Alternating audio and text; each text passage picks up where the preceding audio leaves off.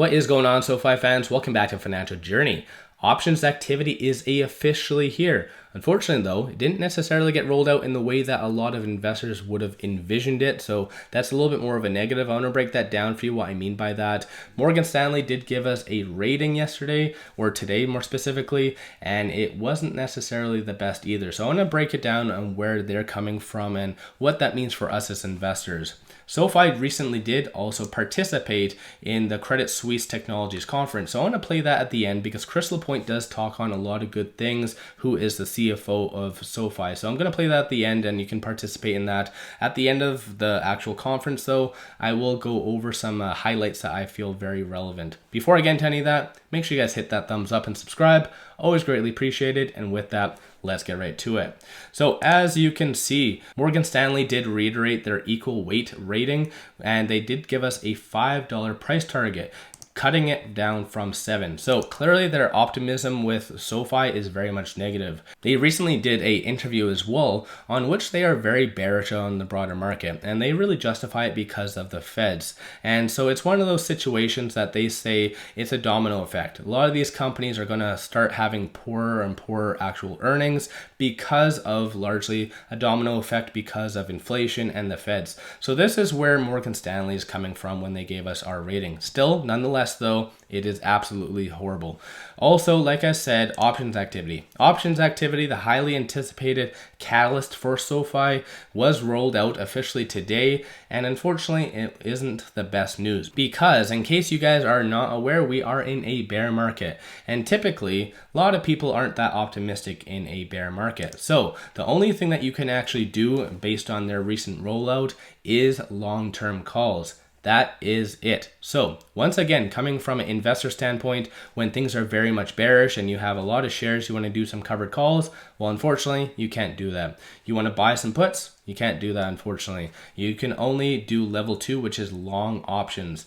Again, that isn't necessarily the best thing that a lot of investors want to hear because, especially like I said, in a bear market, you want to be able to play both sides, or possibly, like I just said as well, do covered calls, get some additional premium on your actual shares, but you can't do any of that. So that is a little bit more of a negative rollout. Of course, they're going to adopt things as they come, but given the circumstances, I think that it would have been a little bit more advantageous to continue to test it in the beta process and then officially roll everything out.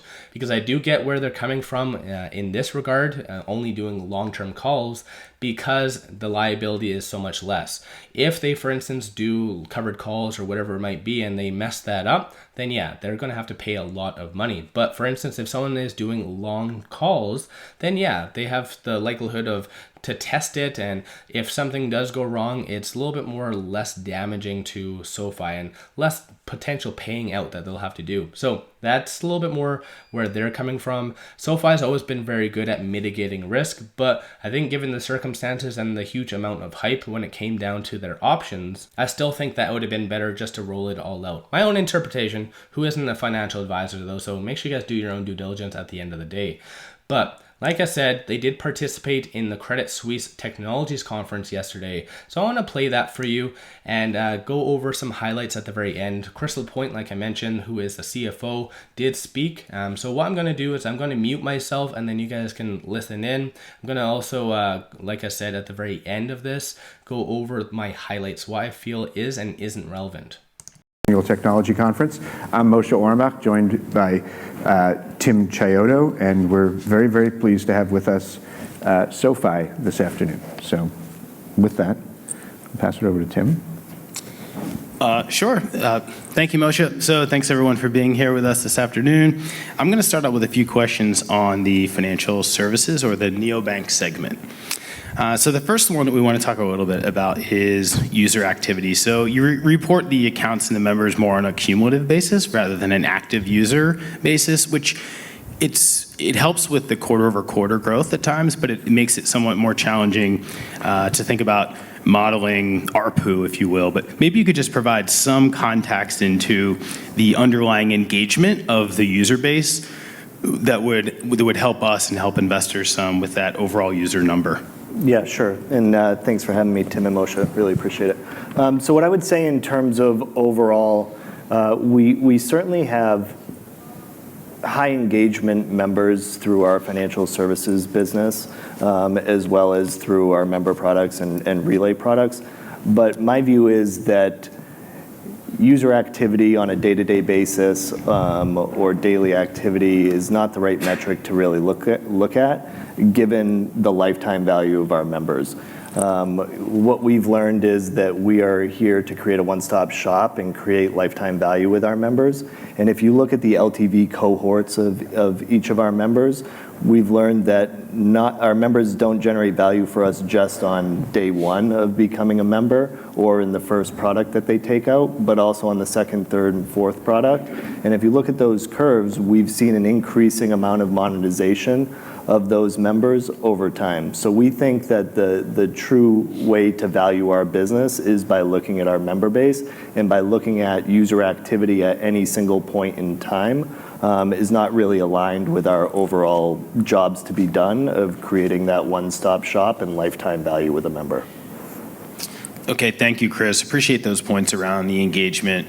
Somewhat related to that, which is a really important high engaged type of customer within your user base, is the direct deposit customer. So you talked about at Q3 earnings, we thought some pretty impressive stats around roughly $5 billion in total deposits, 85% of that coming from direct deposit members and 50% of that was newly funded accounts. So maybe you could just talk a little bit about direct deposit attach. How are you doing it? It seems like you're having a lot of success with it. How are you driving that? Yeah, so we've had great success. As you mentioned, we reached over $5 billion of deposits, with over 85% of those deposits coming from direct deposit members. So we're really excited about that, as it provides a low-cost source of funding for our business. In terms of what's driving that growth, we've really focused on creating a product that caters to folks who do direct deposit with us. And we've tried to embed direct deposit throughout our entire product ecosystem in everything that we do, and have created products that work better when they're used together, especially when someone does direct deposit with us. And the best example of that is through SoFi Plus, which we just rolled out, and is basically an amalgamation of all of the member benefits that are available to our customers. But it also provides our members with 2x rewards, as well as 3% cash back on their credit card if they use direct deposit. So that's certainly helped drive some of the growth. What has also driven the growth is our top tier APY, both on checking and savings. Right now we have a 2.5% APY on our checking business. I don't know another bank out there who offers anything over 1%.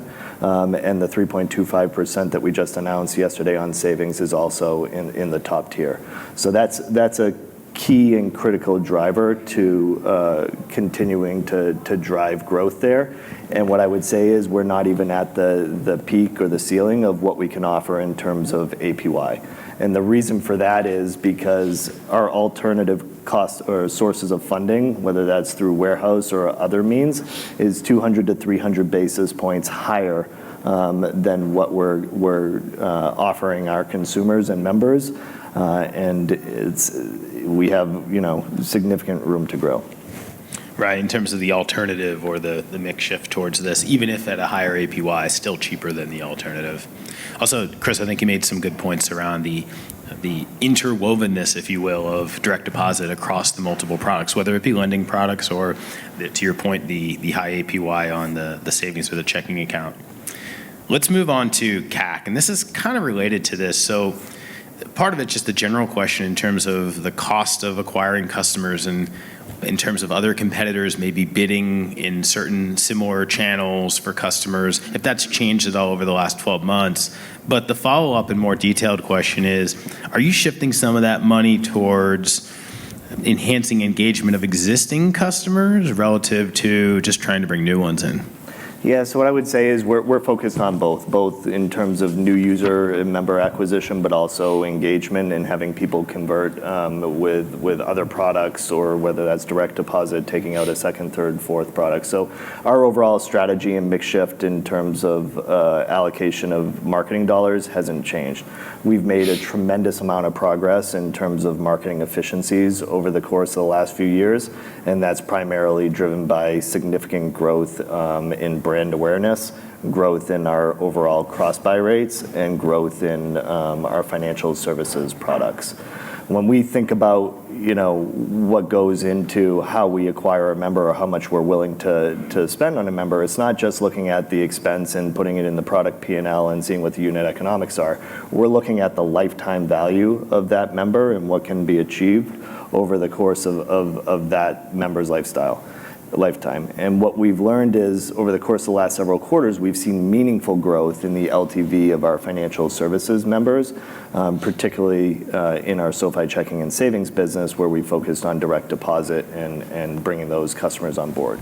What that's allowed us to do is provide us with more flexibility in terms of CAC spending more in CAC to drive overall membership in financial services, and that has had downstream impacts on our lending business. If you look at our overall CAC in lending from people as a result of all the cross-buy we're seeing, that's down 8 to 9% both year over year and sequentially, and that's a result of this focus on brand awareness and financial services. Well said, Chris. Thank you so much on the CAC and also the sort of implied LTV to CAC commentary there. I think investors appreciate that. Before we move on to the lending segment, and I'll turn to my colleague Moshe, we want to just ask one more clarifying one. You put something out the other night related to this, but I just think given it's so topical, let's just hit this for the investor community in this forum. Maybe just talk about some of the recent regulatory attention to crypto and some of the headlines there, and maybe the I would call it small exposure that your business has there. Yeah, what I would say on that front is that we take our regulatory and compliance obligations extremely seriously, both at the bank level, but also at the bank holding level, and particularly as it relates to digital assets. What I would say is that we believe we're in full compliance of the mandate of our bank and all applicable laws. And to your point, the overall exposure that we have to cryptocurrencies is insignificant. If you look at our 10Q filing, the amount of revenue that we generated in our brokerage business was $3.85 million, so less than 1%, and crypto is only a subset of that $3.85 million. In addition to that, we have about $130 million of our members' crypto assets on our balance sheet that are held at other custodians, but we're doing that to facilitate their trading, and there's no exposure to us. So overall, very minor exposure from a crypto perspective, but we are working extremely closely with regulators and have a very constructive dialogue as it relates to all of these matters. And then the last thing I would say is we don't have any exposure to FTX and we don't partner with them. Perfect. I thought it was just worth taking a minute to clarify that for people that might be listening in on the webcast. It's de minimis, less than 1% of revenue, no lingering exposures, and really, which is the reason why you put the filing out the other night. So. Exactly. All right, last one for me on the neobanking segment. When we think about an example of a neobank that has a full product suite, SoFi is a great one, right? Maybe one of the most full product suites out there of any neobank in the US. But there's still probably some more products that you could add over time. Could you just talk about maybe what you don't have? Yeah, I think we have a lot of the table stake items in the financial services space that we like to have. We recently rolled out margins earlier this year. We'll come out with options on the invest side, and then there are a number of other features and services that we'll be able to offer through our financial services ecosystem. One of the things that comes up often with our customers and others almost on a day-to-day basis is SMB banking and lending, and whether we're going to get into that. It's certainly something that we will explore. It's not something that we're going to do right now, but everything that we're doing right now with the consumer and everything that we're doing on the technology front, we want to be able to do not only with consumers, but also with businesses who also have similar types of needs. So over time, you'll see us making investments in that space. There's a huge opportunity on the consumer front right now, so it's not something we're focused on. And we are also a brand new bank and need to continue to prove to the regulators that we're living up to what we put in our application and our existing businesses. But over time, we expect to be able to enter into that space as well. Excellent. We agree. The SMB digital banking opportunity is an important one. But to your point, though, for now, focused on U.S., but it's something that's more of a potential call option down the road. Exactly. Okay, great. With that, I think we can shift to the lending segment, and I want to pass to my colleague, Moshe Orenbuch. Great. Thanks, Tim. So, Chris, the personal loan segment's been in the area that's been consistently the highest, recently the highest level of originations, and has been taking market share within its industry. Just talk a little bit about what has given you the ability to gain that market share and take price, in that segment. Yeah, so what I would say on the personal loans front, we've had really good success. Our overall market share in our credit profile of the member we're trying to attract was north of 6% this past quarter, and that's up from 4.5% just a year ago. And what's even better is that we've been able to grow originations and outpace the market while maintaining really strong credit trends.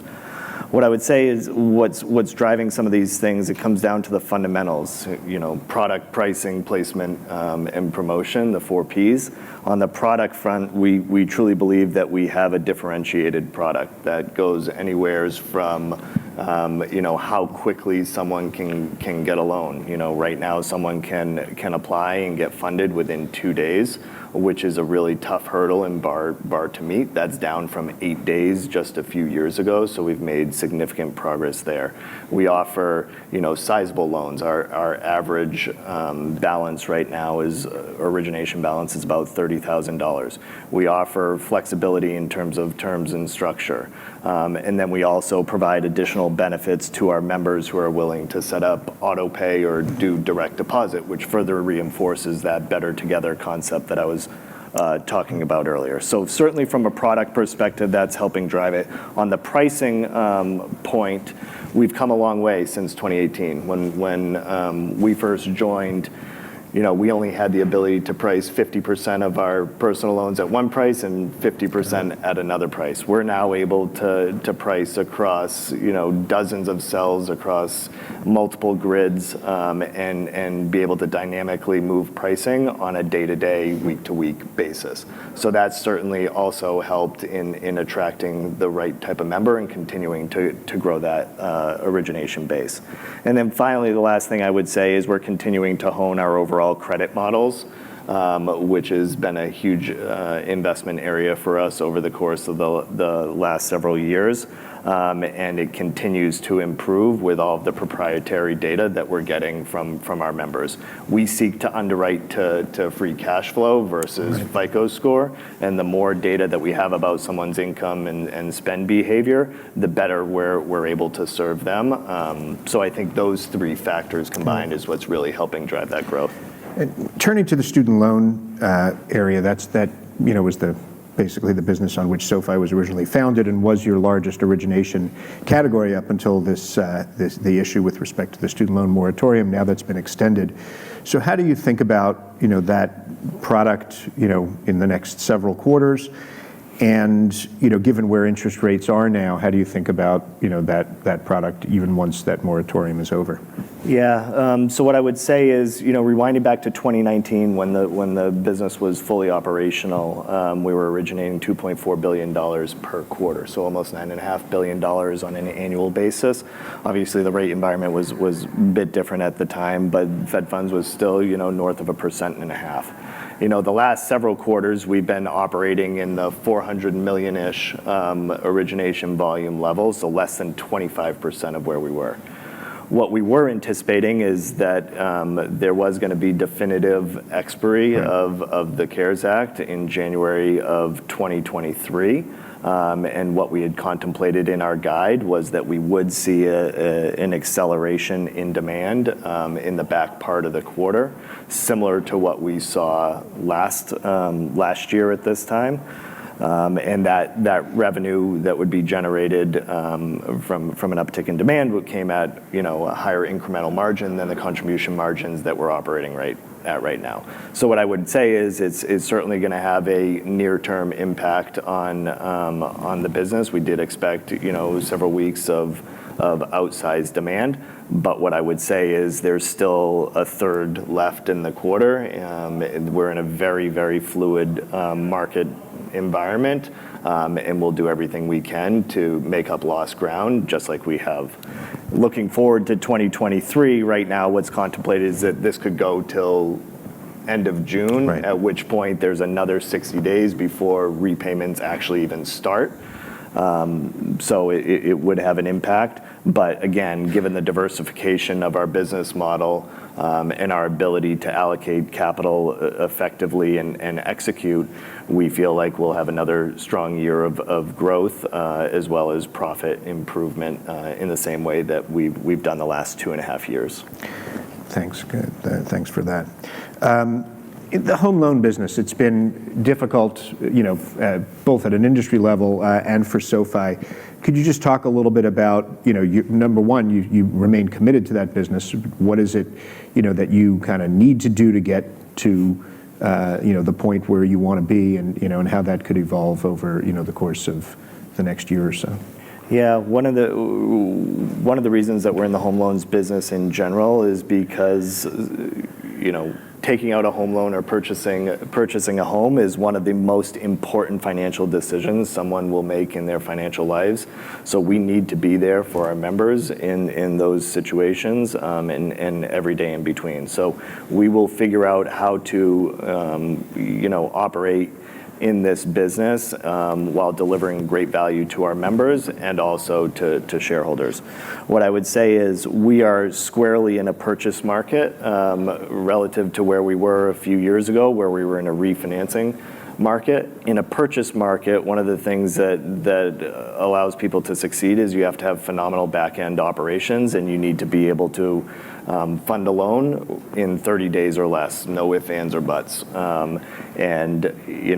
That's a big shift from where we were in the refinancing business, where you could, fund within 90 days. So right now we're partnering with folks on the back end from an operations perspective, and they're not living up to what we need them to do in terms of the overall customer experience. So we're looking for ways to own the entire end-to-end process in the same way that we do with our student loan business and personal loans. We've made really good progress over the course of the last several months in improving the experience and the operations, and are really optimistic about the forward outlook. But there's a long ways to go before this business becomes a meaningful contributor to the overall P&L. But we're excited about where we're at, and we're going to continue to rebuild. We talked a little bit about the ability to continue to take price on the personal loan business, and certainly that's enabled you to continue your hedging at a comparable cost. Yet it still is a source of confusion, concern to investors.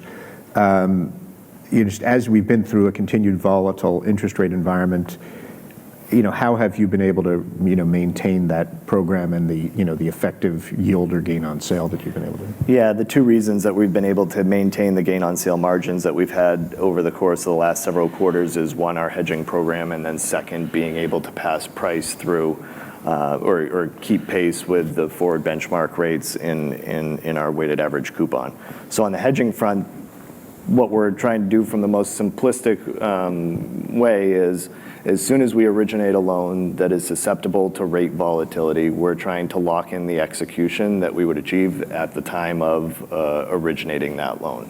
As soon as we sell the loan, or it's in a structure where rates do not impact it, we would lift the hedge, and that's purely what we're doing. So in a rising rate environment, you'll see hedge gains that offset fair market value true downs.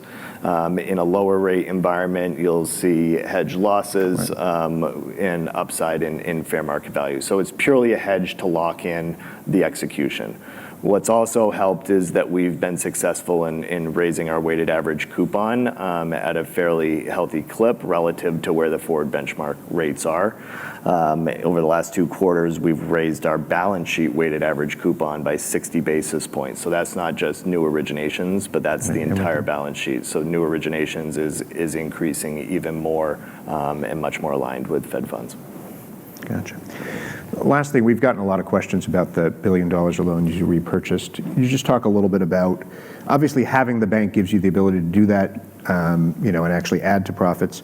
But can you talk about the appetite from your partners and, how to think about that billion in the context of that? Yeah, so as you mentioned, having the bank provides us with much more flexibility. Right now, we're going out and generating deposits, and we need to earn a return on those deposits to be able to cover the costs. So there's a few ways you can do that. You can go out and originate loans and pay a marketing expense and start generating NIM and taking on much more from a credit or a loss profile perspective. Another way is going out and purchasing loans. In this specific instance, we had the opportunity to repurchase over $1 billion of loans that we originally underwrote and that we currently serviced, which we viewed as a great asset.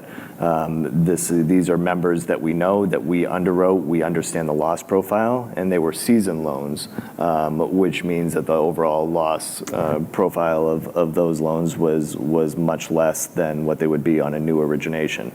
So this came down to purely returns and generating the highest returns for our cash, and that's what we did. And this is something that we will continue to do given the opportunity set. We're looking to maximize ROE across the board over the long term, and that can mean originating new loans, but it could also be purchasing and holding them on the balance sheet. Great. With that, back to you, Tim. Excellent. We're going to shift the conversation a little bit to Galileo, or the financial technology platform, and then hopefully we're going to have some time at the end for a quick discussion on profitability. So, Chris, I want to touch on 2 things that you and I have talked about in the past, but I think they're important to discuss here in this forum as well. But Galileo customer concentration, it comes up a lot. So that most recent number, I believe, was just north of 60%, just shy of 2/3 or so, right? 64. And it's these 5 larger customers there. Maybe you could just talk about, since that disclosure is a little bit dated at this point, has that number come down? And the follow-up is just around the contract length with those customers and confidence behind retaining them. Yeah, so in terms of the overall concentration, that was a number dated back to our 2021 10K. We will update it for this upcoming K if there is meaningful exposure, but what I would say is the overall concentration has come down, and that's a function of bringing on new customers onto the platform. We've been really successful in continuing to gain share on the consumer front, but also more recently in the B2B space. So overall concentration has come down and will continue to come down as we onboard new customers. Perfect, thank you. In the interest of time, I want to move to another one that I think is pretty exciting, which is TAM expansion for Galileo. So clearly, when you look at the logos of digital banks, neobanks that are working with Galileo, it's most of them, right? It's a lot of logos. But beyond that, I believe that you've recently signed some new types of customers, and maybe you could just elaborate around that. And what I'm getting at is platforms, right? Platforms and marketplaces, which are another means of accessing TAMs of card issuance. Yep. Yeah, so what I would say on the Galileo front, we couldn't be more pleased with where we are from a technology, scalability, robustness, and ability to innovate in that business. We truly believe that our technology and ability to innovate is second to none, and we're doing really well relative to competition, particularly legacy processors, but also some of the folks who tout themselves as modern digital processors. So right now we're starting to continue to steal share in the consumer space. We're starting to steal real share in the B2B space, and we expect to be able to continue to do so over the course of the next several quarters and years. And one of the things that's certainly helping is the acquisition of Technisys, where we now have a complete end-to-end solution all the way down to the core. Right now, we're in discussions with large financial institutions and other consumer businesses in platforms that we never were in before, and that's a function of having this complete end-to-end solution. And it's our view that, it's not a question of whether our technology is superior or we're able to deliver this technology or service at the lowest cost. It's more of a question of when it happens, not if. So we feel like we're extremely well positioned to win some of these mandates with larger financial institutions who are operating with legacy providers in a very siloed way, but it's much more of a question of when, not if. In addition to that, we're also talking to a lot of the consumer platform players who are partnering with multiple technology providers that are very fragmented. And the technology that we've built both at Galileo and Technisys, as well as all the products that we've built at SoFi, create a really unique opportunity for a complete package for these businesses. So overall, we feel great about the progress that we've made. We think we're set up for success, and we're on all the right conversations right now. Okay, in the interest of time, I think we need to move to profitability. Thank you, Chris. But on the platforms piece, I just want to clarify for the audience. When you talk about some of those platforms, one, you have signed some, to be clear. And when you talk about a platform, you mean, for example, maybe a retail or a restaurant point of sale type system that has access to underlying a large number of merchants. Exactly. Okay, thank you. Got it. We'll wrap it up to talk a little bit about profitability. Could you talk a little bit about the time frame for the stock-based comp? How long does it last, and when can we see it fall off, and how that relates to SoFi, kind of getting to be GAAP profitable? Yep. Absolutely. So let me start at a higher level. Right now, we operate in three segments. In our lending business, we're operating at 50 to 60% margins on a consistent basis. Our tech platform business, right now, we're operating at a 30% contribution margin. We expect that business longer term to operate north of 40%. Our financial services segment, we are losing money today, but if you look at our variable profit ex marketing, we've been profitable over the course of the last several quarters, and we expect to be able to cover that marketing cost and exit 2022 variable profit positive. The reason that that's important is because at that point, it's about scaling those members that have positive variable profit in order to cover our fixed costs, which we expect to be able to do by the end of 2023. So by the end of 2023, we expect to have three segments that are contribution positive. Below that line, you have the stock-based compensation, which is about $75 to $80 million per quarter. A third of that is related to performance share units, which were issued as part of the IPO. And those performance share unit expenses will roll off in Q1 of 2024. And the residual portion of that is about 12% of revenue today, and we expect to get that down to single digits over the course of the next several years. And then finally, the other line items are fixed overhead, which we'll get real leverage from over the course of the next several quarters, and depreciation and amortization, which is predominantly amortization of intangibles of our tech platform acquisitions. So overall, we're making really good progress. It's a multi-stage process, but we're making great strides in that area. Great. And unfortunately, with that, we are out of time. Okay, so there was a ton of good questions that did come from this, and honestly, hats off to Chris. He answered them perfectly, and it doesn't sound scripted. I know with a lot of companies, typically when their management answer questions, it's very much scripted and by the book. He answered it very genuinely and in a way and format that everyone can understand. Some key takeaways that I took from this, at least, was the CAC. Generally, that was a good question. That are you just trying to obtain new customers when you're doing your calculations? Are you trying to maintain the current ones? And he did say that you're doing a combination of both, and that's factored into their current prices for CAC. So that definitely was good. One thing that surprised me is that they said that bringing in new customers doesn't directly benefit them until they actually get their third or fourth product of SoFi. That is when they start to capitalize on that actual customer. So when you are, I guess, going forward, looking at Q4, Q1 upcoming earnings, we can now look at technically that. So the customers increasing, yes, is a very positive thing, but is the products increasing? Technically, you need it to increase at a faster rate than customers.